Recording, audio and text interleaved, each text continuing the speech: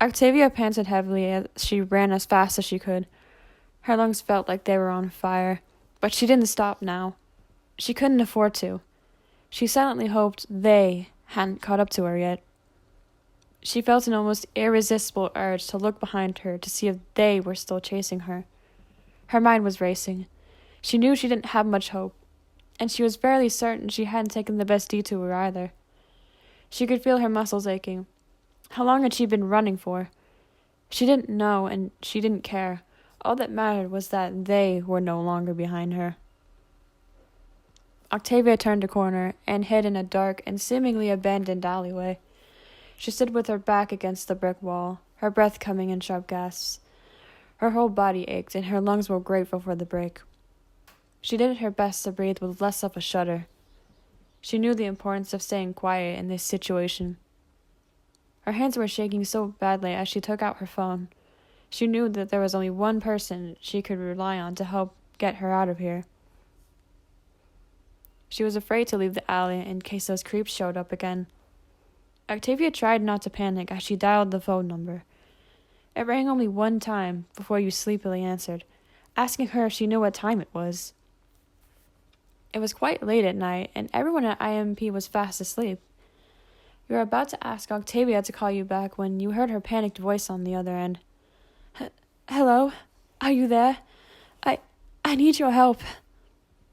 You immediately pushed your mild annoyance to the side, an uneasy feeling overcoming you at the fear in Octavia's voice. You had a gut feeling that she was in trouble. Thinking of her safety, you immediately asked her where she was calling from and what was the matter. Please, listen to me very carefully. I need you to come and get me. I can't say where I am exactly. I'm lost, but look, I'm being chased by 3 guys. I don't know who they are, but they have guns and they almost managed to kill me. I barely escaped with my own life. I'm scared. I don't know what to do. Your heart sank at her explanation and you felt sick. You quickly jumped up from your bed and put on your jacket. You calmly told Octavia not to worry and that you'd be there as soon as you can. You also asked her to stay on the line. You worried about finding her while not having any knowledge of where she was right now. But you knew there was no time to waste. Thank you. Please, just hurry. I don't want to wait around for them to come find me and... What was that?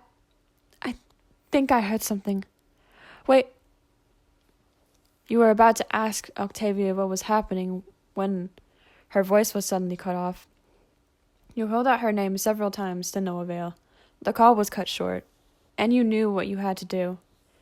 You put on your boots and quickly grabbed your gun. You stopped at the door and glanced around to make sure no one was watching before exiting the apartment and shutting the door behind you. For a moment, you wondered if it would have been better to bring the others along. You know you hadn't exactly been helpful during missions lately. Would you even be able to help Octavia? You shook your head. This was a matter of life and death. There was no time to think about this. Octavia needed your help now, so whatever skills you had built over during your short time at IMP were going to be put to the test. Ultimately, your love for Octavia proved stronger than your self-doubt. You ran outside and began searching for her. You had no idea where to look. Where would she go? Stay away from me. No, please. And what exactly makes you think you get to order us around? You may be a royal, but that doesn't mean shit to me and my crew. What do you want? Don't be afraid, sweetheart. I won't hurt you. Just as long as you do exactly as I say. You continued to call out Octavia's name, but there was still no answer. You began to feel even more worried for her. Where the fuck was she? And just what the hell was she doing out here this late at night? Was she crazy? You needed to find her, and fast. Suddenly, you felt something land on your cheek. You took it off, your heart skipping a beat when you realized how soft it felt. Upon close inspection, you came to the conclusion that this was one of Octavia's feathers. So you were getting closer. She must be nearby. Just then, something else out of the corner of your eye caught your attention. You turned your head to look and saw a broken phone sitting on the ground. You quickly ran up to it, your blood freezing at the mere sight of it.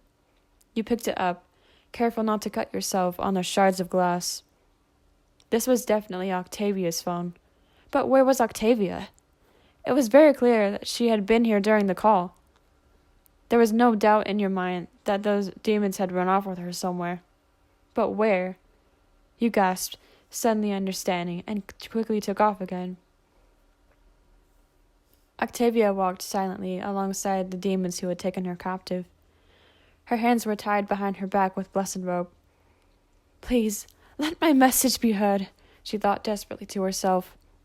She could only hope that you had gotten her message in time. Even though she knew it wasn't very likely you would find it. She prayed that you might stumble upon the same alleyway she dropped her phone in. Octavia sighed heavily. What's the point in hoping for anything when I've been bound by blessed rope?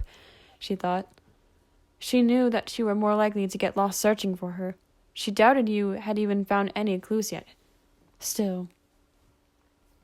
Aw, don't look so disappointed, doll. You'll be home soon enough, one of the demons told her, a hint of malice in his tone. Octavia knew better than to believe they would let her go so easily. They were up to something, and although she wasn't sure what, she knew it involved her. As she continued to walk, their surroundings became somewhat familiar to Octavia, and after a few moments, a large structure came into view. As they moved closer, Octavia's eyes widened. Suddenly, she felt sick. What were they doing back at the palace? Just what exactly did these demons have in mind for her? As they approached the entrance, she was met with something even more shocking. The palace? And you? What is the meaning of this? Surprise, sweetie. Did you really think you could leave us behind without any consequences to follow? You are a fool. Octavia stared at Stella and Androphus in utter shock. What were they doing here? It was as if they had been expecting her to come back. But why? What have you done? Let me go this instant. I'm afraid not. You see, I needed you to carry out your mother's plan. You are the final piece. Final piece? Plan? Just what the hell are you on about? You will soon see. For now, you will come with me. Androphus led Octavia inside, leaving the three demons to guard the door. She shivered, her level of unease skyrocketing with every step. Androphus and Stella stopped at the throne room and sat down. Do you know why you're here, girl? If I did, do you really think I would be asking questions? You are here because he is here. Show yourself, Stolas. A guard brought out another individual who Octavia recognized as her father.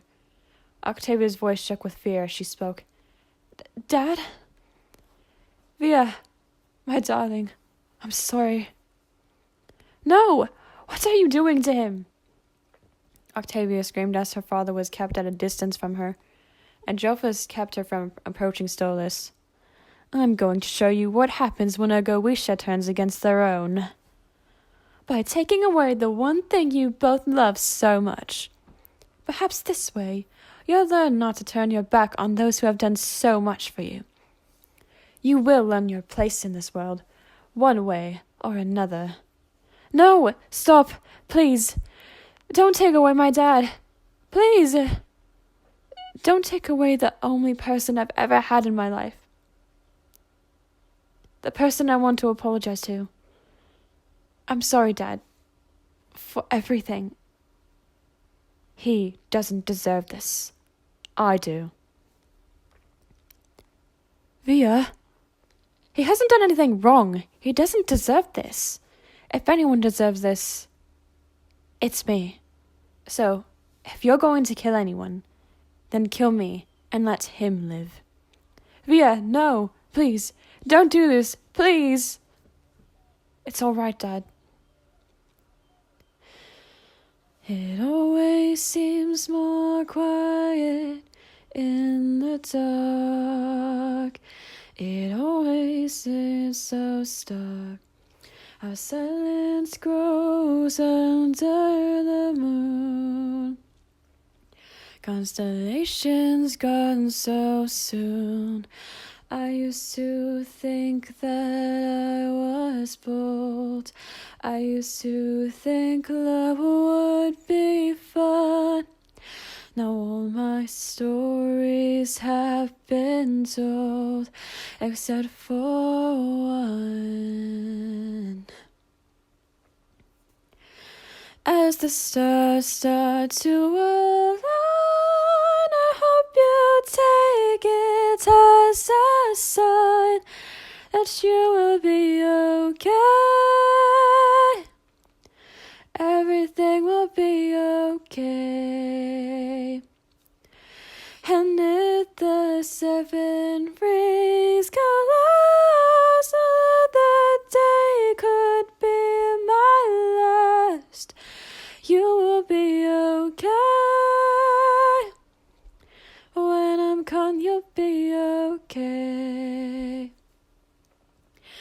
And when creation goes to die, you can find me in the sky upon the last day, and you will be okay.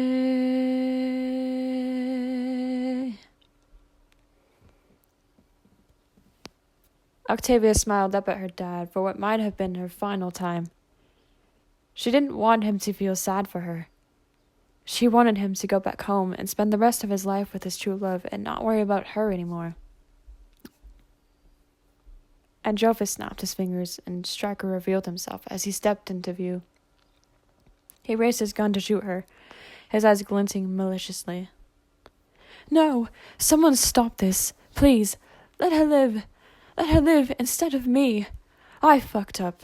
It wasn't her fault. It was never your fault, darling. I love you, Dad." The world seemed to stop for a moment, as Octavia and Stella looked at each other lovingly. Octavia's eyes filled with tears, and she closed them, awaiting the final strike. Suddenly, a gunshot was heard, and at the same time, a scream. Octavia opened her eyes, not feeling the pain she had been expecting. Stryker's gun slid across the icy floor, spinning in front of Octavia. It halted, and at the same time, a pool of blood began forming in front of her. Looking up, she recognized Stryker's limp body on the ground. You stood with your foot on top of his head as he was bleeding out, and smiled at Octavia. She looked up at you in shock. "You? You're here?" You nodded, telling her that it was okay, now that Stryker was dead. Octavia looked up at you, eyes shining tearfully, and hugged you tightly. "You're my hero. Thank you." "Are you fucking joking? How dare—" Stella's sentence was cut short as you shot her in the mouth, completely shutting her up. You laughed in amusement, happy she was gone now. Octavia's eyes shone, full of respect and admiration for you, and another feeling she couldn't quite describe. Overall, she was just grateful you had shown up at the right moment to save her. You quickly untied her. After also being freed, Stolas ran up to both of you. His eyes were filled with emotion at the sight of his daughter. He hesitated for a moment before speaking. "Octavia, I can never thank you enough for saving her. You have my thanks. Guys, let's go home."